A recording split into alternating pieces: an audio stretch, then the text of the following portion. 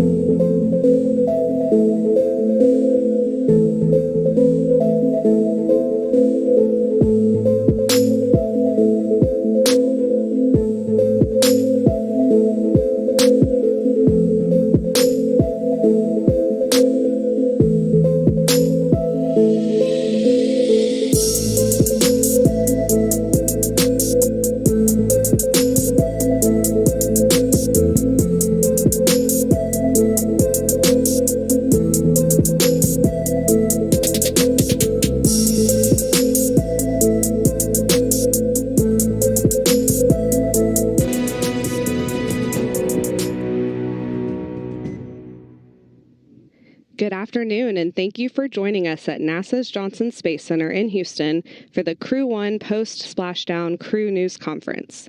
NASA astronauts Mike Hopkins, Victor Glover, Shannon Walker, and Japan Aerospace Exploration Agency astronaut Soichi Noguchi splashed down off the coast of Panama City, Florida, Sunday, completing NASA's first commercial crew long-duration mission aboard the International Space Station. The return comes nearly 6 months after the crew members arrived at the space station and also marks the longest duration mission of a crewed American spacecraft to date.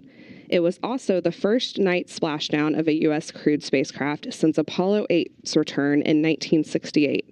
Welcome home, Crew-1. Thank you. Thank you, Megan. Crew-1 astronauts worked on a number of experiments as part of Expedition 64 and Expedition 65 on the space station, including tissue chips that mimic the structure and function of human organs to understand the role of microgravity on human health and diseases and translate those findings to improve human health on Earth. They also grew radishes and different types of lights and soils as part of the ongoing efforts to produce food in space, and they tested a new system to remove heat from spacesuits. They had significant roles to play in 5 spacewalks outside the space station. Victor completed his first 4 spacewalks, including 3 alongside Mike, who now has done 5 spacewalks. Noguchi joined NASA's Kate Rubins on the 4th spacewalk of each of their careers. During the spacewalks, the astronauts connected cables on a recently installed science platform, prepared the station for upcoming solar array upgrades, serviced the station's cooling system, and completed other maintenance tasks. We are so pleased to be joined by Mike, Victor, Shannon, and Soichi today and are excited to hear more about your incredible mission. We'll give the crew a chance to make opening remarks, and then we'll take questions. Media on the phone can ask a question by pressing *1 or withdraw a question by pressing *2. You can also ask questions on social media by using the hashtag AskNASA. Let's go over to you first, Mike. Okay, good afternoon, Megan. Good afternoon, everyone. Over 6 months ago, we were sitting here at a news conference, and I was talking about the amazing teams at NASA, SpaceX, and in the DoD that had overcome so many challenges, including a pandemic, to get us to the point of being ready for launch to the International Space Station. In fact, I mentioned that those teams and the tens of thousands of people all around the world that had been working tirelessly against COVID-19 had inspired the name of our Crew Dragon capsule, Resilience. And now today, we're sitting here again at a news conference, our post-mission news conference, and I'm even more impressed. In fact, I'm in awe of those teams because, quite frankly, I don't know how our mission could have gone any better. From the launch to the rendezvous to the docking to joining Kate and Sergey as part of Expedition 64. Megan, you mentioned the spacewalks and the robotics operation and all of the science components that went on board, the relocating resilience from the forward to the zenith docking port, and then last week the undocking, deorbit, and splashdown of resilience. More or less, I think everything went like clockwork. In fact, I'm not aware of any objectives that weren't accomplished for our mission. And so on behalf of Crew-1, we want to thank all of the folks at NASA, at SpaceX, DoD, ESA, JAXA, CSA, Roscosmos, and all of the organizations and companies and personnel that contributed to this mission. Just a job well done. I also like to thank your families, because I know there were a lot of late nights. There were a lot of weekends that you spent away from home, and so I think your families deserve some thanks as well. And speaking of families, I'd like to thank our families. I do believe the hardest part of spaceflight is on the families. There's a lot of stress, a lot of burden that they have to carry, and our families did it amazingly well and with a lot of grace. And then finally, I'd like to thank my crewmates, Victor, Shannon, Suichi. They made being the commander of Resilience extremely easy, and it was an absolute joy getting to live and work with you all on the space station. So thank you very much. We're happy to be here, and looking forward to your questions. That's great to hear. Thanks, Mike. Let's start with Bill Harwood with CBS News.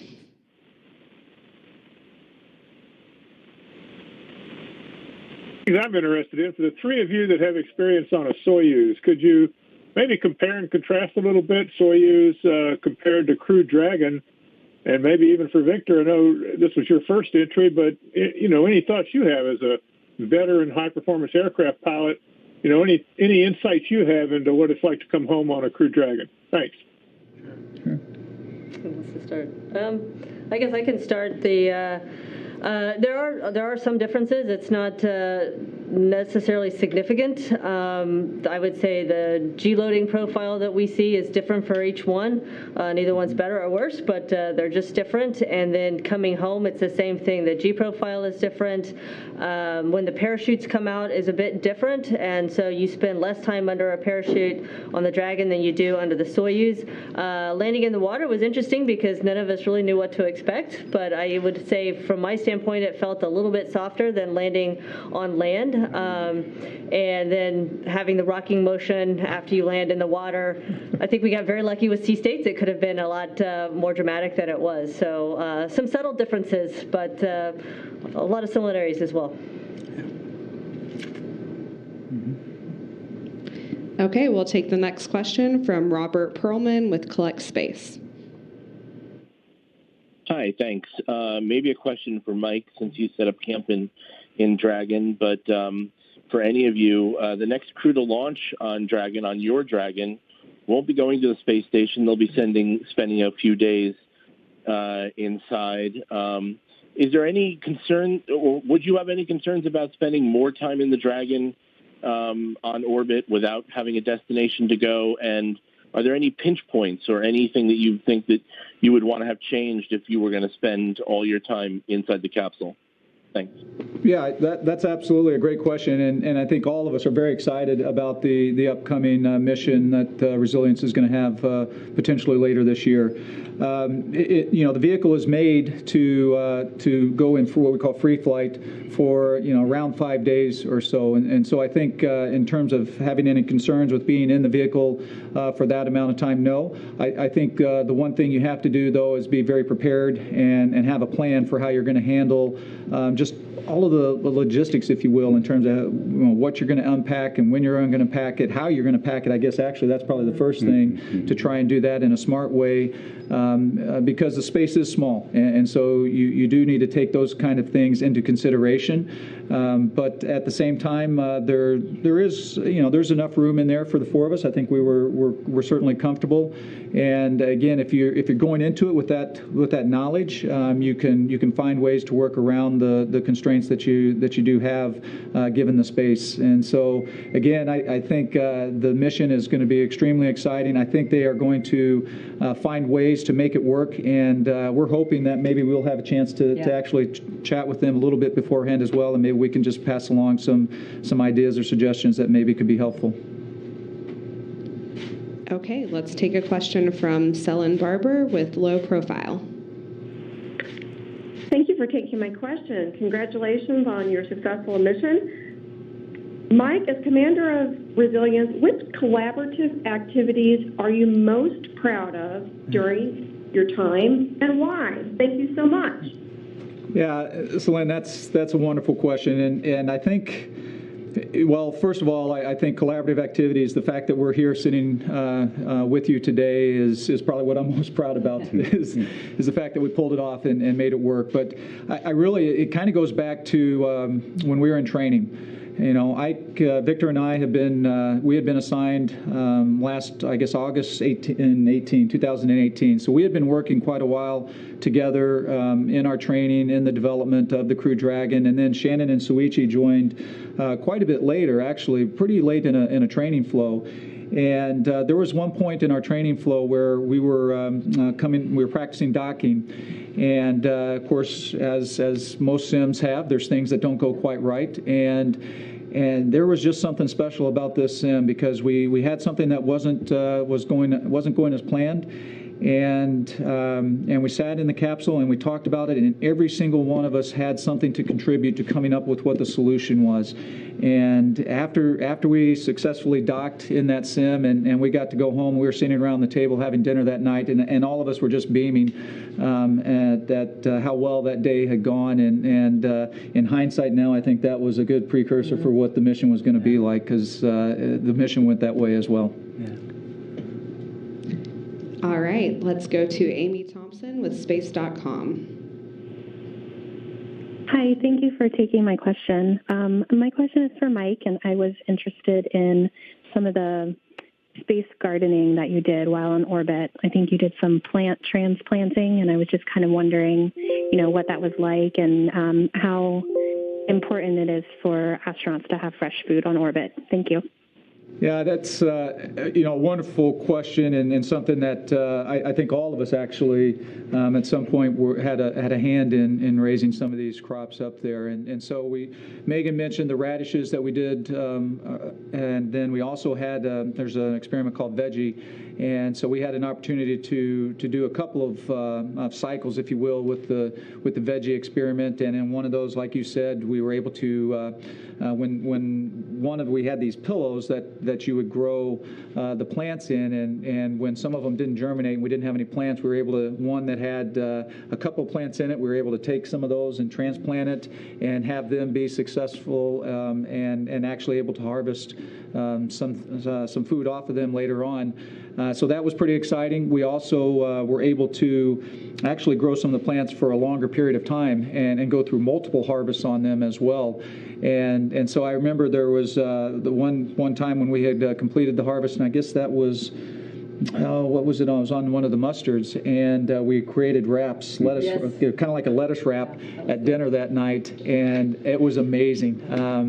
Absolutely fantastic to have that fresh food, and it wasn't just that either. You would float into that module where the crops were growing, and you could just smell it, and it smelled like the fresh produce section of your grocery store. And I know there's something special about that connection to Earth that I think is pretty powerful. And the great thing is, I think we're getting closer to where we can hopefully start to see it moving from being an experiment to something that's just kind of standard operations, is having fresh food up there. Very cool. Okay, let's go to Jasmine Willis with KRCG.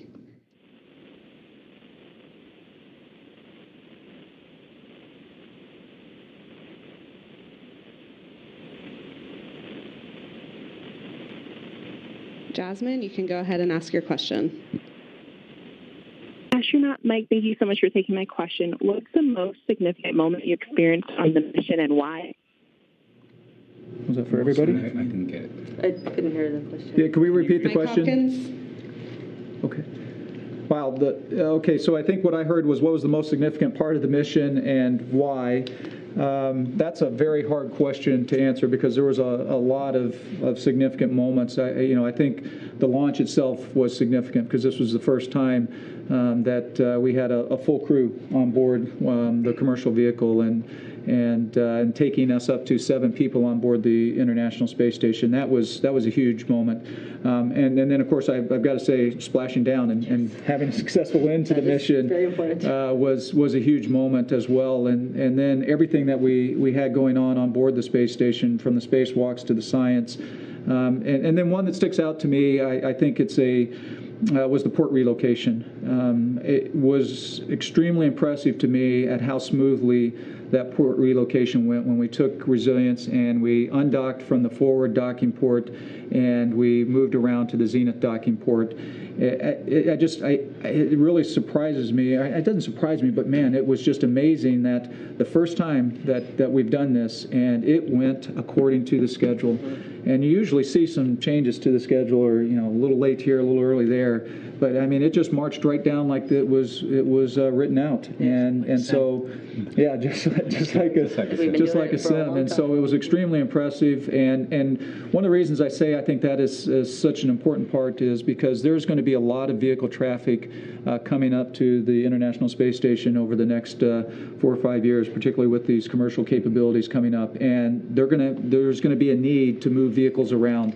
And so having this capability, I think, is going to be extremely important. And I would certainly say that was one of the highlights of the mission. Okay, great. Let's take a question from So with NHK. Hello? Thank you for taking my question. Can you hear me? Yes, we can. Go ahead and ask your question. Okay. Hi. Okay. So this is the third from NHK, and I have a question for astronaut Soichi Noguchi. Well, it's been second time in the history that there's 2 Japanese astronauts on ISS on board. And I wonder if you can tell me what was the interaction with Aki Hoshide, the another Japanese astronaut, besides events that has he handover. And also, I'd like to know, obviously, the third space flight, and what makes, if you can name any particular event that makes this flight memorable. It'd be great if we can just do it in both languages. I mean, if that's possible. Okay, So-san, thanks for the questions. Answer very briefly in 2 languages. Obviously, Aki is right now commander of the space station. He's doing great. And it's a purely a joy. It's not just Aki, but accepting new members to the space station. Because most of the time we are 5 of us, the 7 of us, and then it's whenever the new members coming into ISS, it's a joy, and it's especially fun if you know the person really well. And I know Aki for almost 25 years now, so it's good to have him on board. Obviously he's experienced, and he's now is a great commander. 星出さんに関しては本当に、宇宙ステーションで、彼と一緒に数日間過ごせたことは本当にいい思い出になると思います。今、ISS で、船長として素晴らしい活躍をしているので、最後まで頑張ってほしいと思います。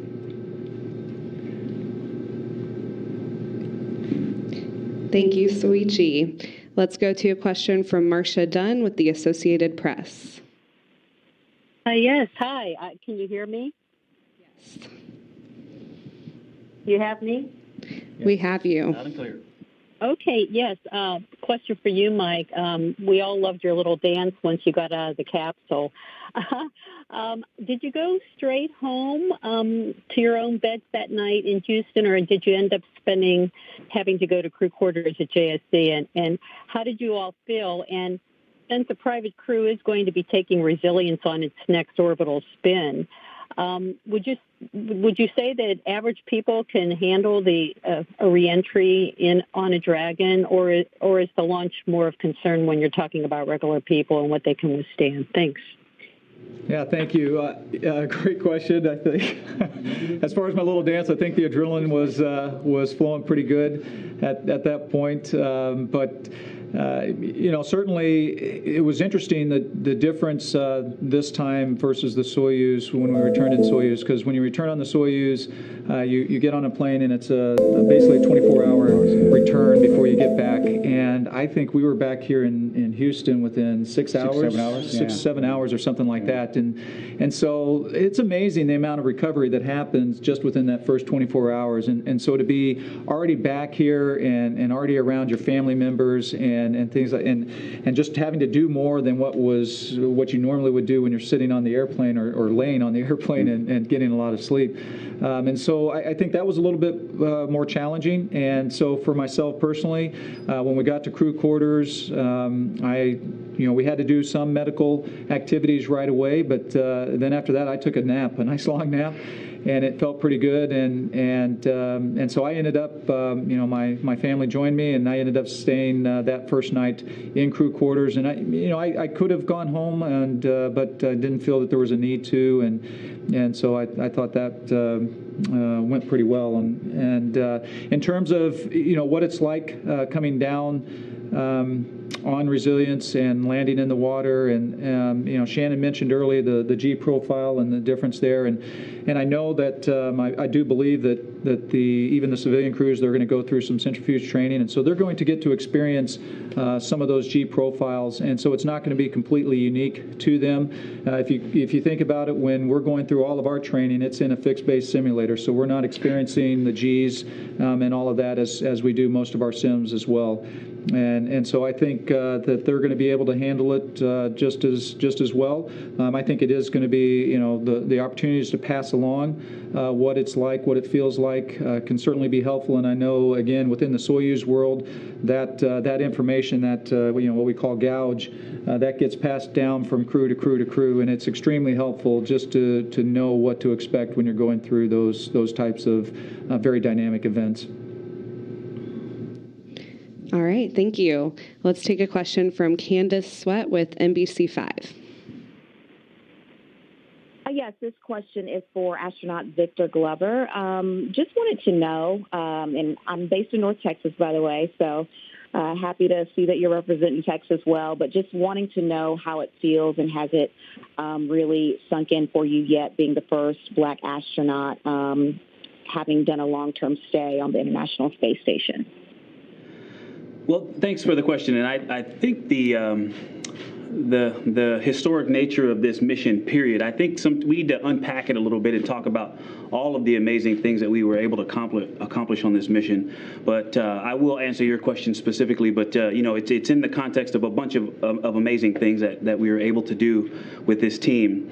And so to finally have this done, I think that's the most important part of it that resonates with me, is that we finally done that, so that now we can focus on the next person that gets to go and live on the space station successfully. So I'm glad to have been in this position. But it wasn't something that I chose or that I set up. But now that we've done it, I'm glad that we get to celebrate. And I've been receiving a lot of emails and messages from folks that say, "Hey, my kid saw you, and they're so excited." And it's great that he can look at the NASA TV broadcast and see someone that looks like him. And I think that that's important. I think we all need to be able to dream in all colors, and so that's important. But I think it's also important that NASA continues to do our missions well and successfully by making sure we have the right people involved. And so I don't know if it's ever going to completely sink in. I think there's a lot to unpack and to process from this mission, and I'm still writing in my journal and looking at all of the lessons. But I'm very grateful to all of the people who helped to make this possible, and I'm very happy to have done my little part to move things forward. So thanks for the question. Thanks, Victor. Okay, let's take a question from Lucy Auberg with ASP. Hi. Thanks for taking my question. So it was the first nighttime splashdown since 1968. Were you rather worried about or excited about that? And how did it feel to come back at night? Can you describe it a bit? Was it one more challenge for you? Shannon, you want to take it? Yeah, I would say really from our standpoint, really wasn't much of an extra challenge. Our activities were exactly the same, and we had lights on inside the capsule, so it was most of the time until we turned them out. But so it was our activities were no different. And I think the hard part, or the harder part, was on the search and rescue team that had to find us in the dark, and they had practiced that a lot, so they were very well prepared. I think if it had been daytime, it would have been exactly the same for us. Yeah. Okay, thank you. Let's take another question from Bill Harwood with CBS News. Hey, thanks much. I just wanted to go back to my same question, but to Victor about reentry and maybe get his impressions of this as a jet pilot, what he thought about coming down in the Crew Dragon. Well, this is much more dynamic and much greater duration than anything that you would get in a fighter type aircraft. And so I think having that experience and being under G and in a dynamic environment can get you some context. But launch and entry are such unique experiences. And then to couple that with living in microgravity and experiencing weightlessness for 167 days, and then being subject to 4.5 Gs for over a minute. I mean, that is just it's dynamic. It will definitely get your attention. There was a point where I was just saying to myself, breathe, inhale, because I felt really heavy. I felt like those cartoons when they experience G and your face is just sagging down. But it was very dynamic. But at the same time, we had things to do. We were monitoring altitudes and speeds and G loading, and so that we could stay on schedule, knowing when the seats were going to rotate, when the chutes would come out. And I think we were able to do all of those things successfully. We stayed ahead of the spacecraft. Going way back to DM2, Bob and Doug gave us a lot of gauge about what that event was going to be like, and that it would come very quickly. And I think we expected it to come fast, and so we were ready. And that's what I would say about the whole thing was I expected it to be so dynamic and so challenging that the actual event, I think, was a little less than what I was expecting. And so it was enjoyable all around. But the high G loads, it's a good thing. The G is going sort of into your chest, almost directly into your chest, as opposed to head to toe, which is what you would experience in a fighter aircraft. And that makes it hard to stay conscious. So going into your chest makes it a little easier to keep situational awareness, but it makes it hard to breathe. So focus on your breath. All right. Interesting. If you are media on the phone and you have not had a chance to ask your question yet, please press *1 to ask a question. We'll take another question from Celine Barber with Low Profile. Wonderful. So piggybacking off of Bill's question, you're talking about physical experiences. Let's transition a little bit more to the psychological or philosophical experiences. Can any of you choose to describe an awe-inspiring moment? Wow. Yes, I'd be happy to. I was very fortunate in the sense that I stayed in resilience the whole time. So that was my crew quarters while we were up there. And the advantage of that was I had windows, and wow, to be able to live in a crew quarters where just when you're sitting there and you're getting up in the morning, you get to look out the window and see the Earth going by is pretty incredible. But that's not that awe moment. The awe moment happened after we had done port relocation, and we had to shut down all of the power and the lights in the vehicle because we were doing some work in the Node 2, which is where we were docked to. And so all of that had been shut down, and so the work was done, and I had floated back into resilience to power things back up and turn on my computer, but it was during a night pass.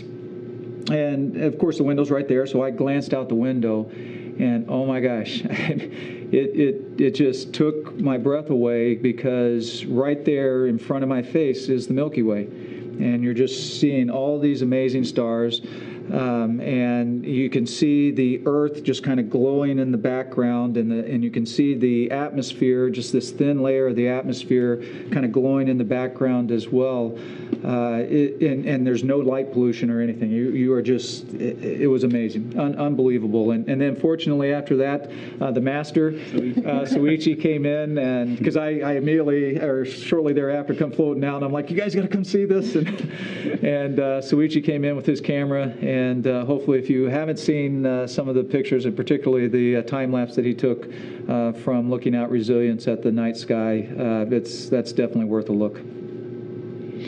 All right, thank you.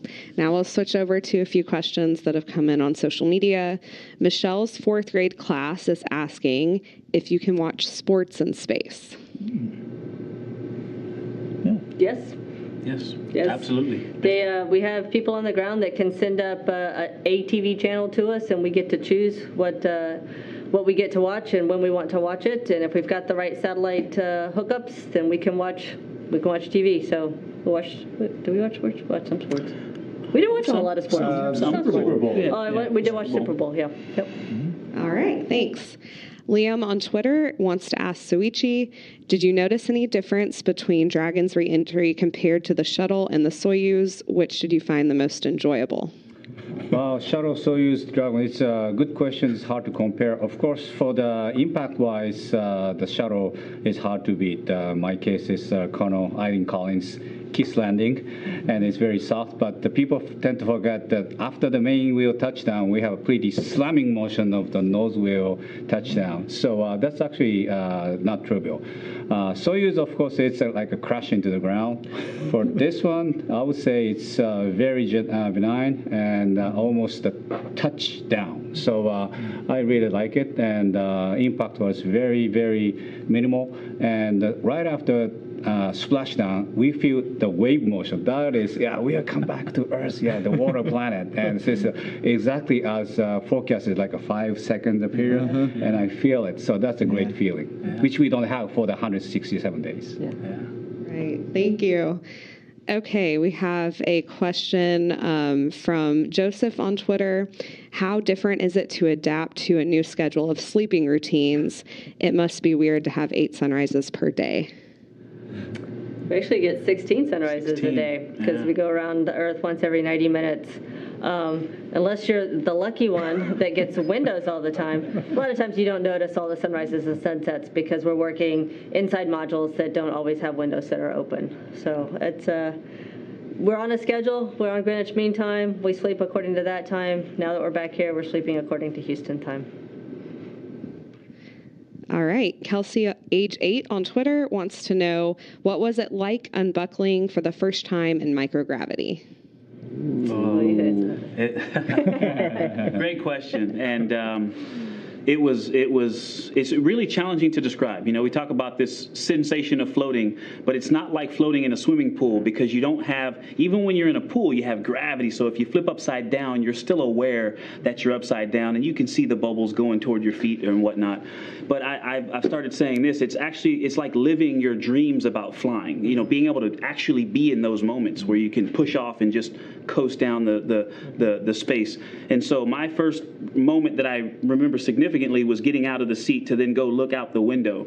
And I recorded a short video on my tablet, and I just, the whole experience was just awe-inspiring. It was so amazing to be floating and to see upright in the vehicle and then look out and see the Earth in a whole different orientation, and then to look back in and see my crewmates and the vehicle in an orientation. It was just, my brain was like, what have you done? Where are we? And it was an amazing experience, and it did not get old. For 167 days, it was amazing to float.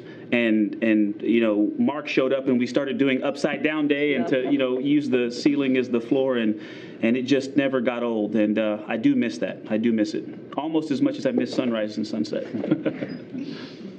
Awesome. All right. From Twitter, we have a question about the experiments that you conducted or tested in space on Space Station. I know we've talked about this a little bit already, but just from your perspective, actually working with the experiments, can you talk about that a little bit?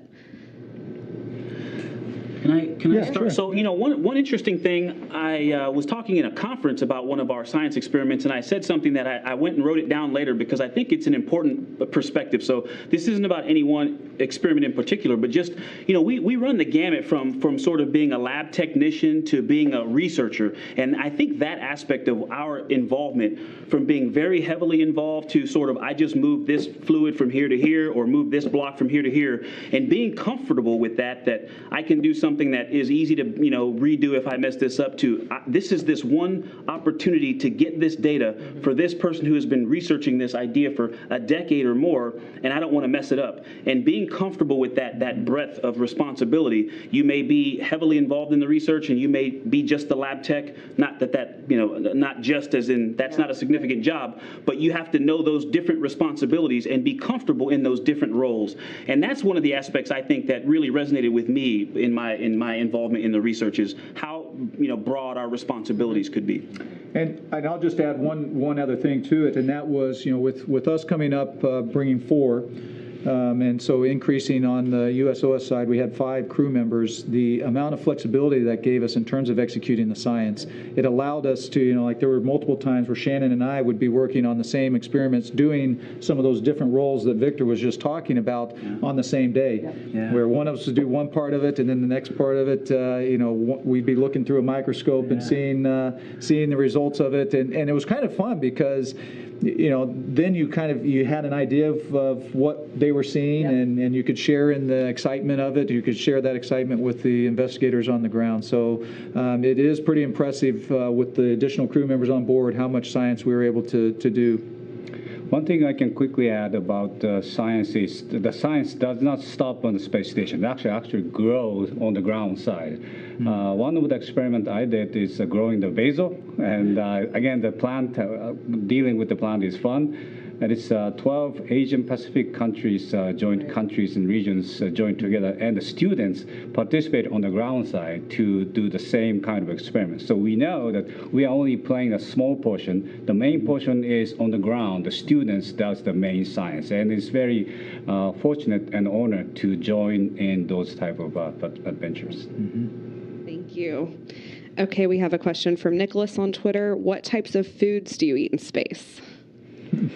All of them, Nicholas. All of them. If they're there, they get eaten. We have a standard menu that makes sure that you get the appropriate nutrients that you need. There's plenty of calories. We have a variety of drinks, but we also are allowed to fly up foods that we request, we bonus food or crew preference food, and that can vary as long as it meets certain packaging requirements and it has the appropriate shelf life.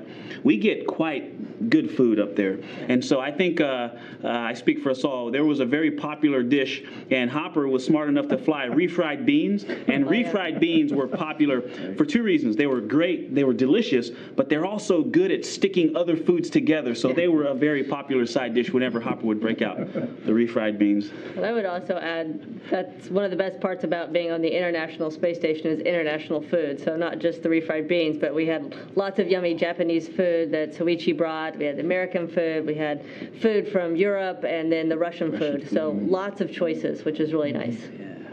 That's great. Thanks for that great question, Nicholas. Glad we asked. Okay, what about this one from Twitter? Which is more challenging to adjust yourself physically, the first few days in space or after coming back to Earth? Yes, I at least for me, I've got to say, coming back to Earth is definitely more challenging. And it's interesting because when we arrive in space and we got to the space station, I mean, boom, we're working, and it's a full day. And there is no way I could have done a full day the first day coming back down to Earth. And I think there's a couple of things that contribute to that. First of all, when you're in this new environment, when you get up into space, you're floating, you're seeing the Earth, and you're pretty fired up. I mean, you're very excited to be there, and so there's that certain just adrenaline. That's a good way to describe it. Adrenaline that's flowing. When you get back, it's at the end of 6 months. And so there is a certain amount of exhaustion that builds up over a 6-month mission where you are on duty the whole time. And so when you finally splash down, there is definitely a little bit, Shannon just did it, that sense of that, that just relaxation, that relief, that the mission, that you've done your job and the mission is done, and you can kind of relax a little bit. And I think that contributes to it. But then there's also, I believe, a lot of physiological effects. You're feeling heavy. You're feeling wobbly, very, very wobbly as well. And so you're having to deal with all of those issues, including the fact that, hey, this is at the end of the 6 months as opposed to at the beginning. All right, thank you. We'll wrap up with a final question here. Maybe it's too soon to ask, but Joe on Twitter wants to know who's ready to go again. Sure.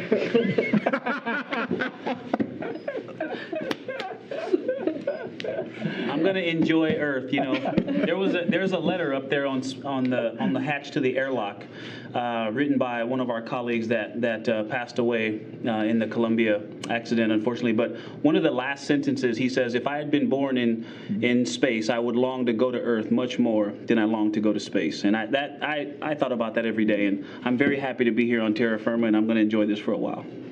All right, we'll take that. Eventually, but we'll deal with that later. Yeah, we'll ask you again later, but 3 out of 4 isn't bad. All right, thank you so much, Crew-1, for taking our questions today. It's great to have you back on Earth and looking good and sounding great. We really enjoyed hearing about your mission. That's all the time we have for questions for this event, but you can join us on Facebook in just a few minutes. In about 10 minutes here, we'll get started with a Facebook Live with this crew on NASA's Johnson Space Center Facebook page.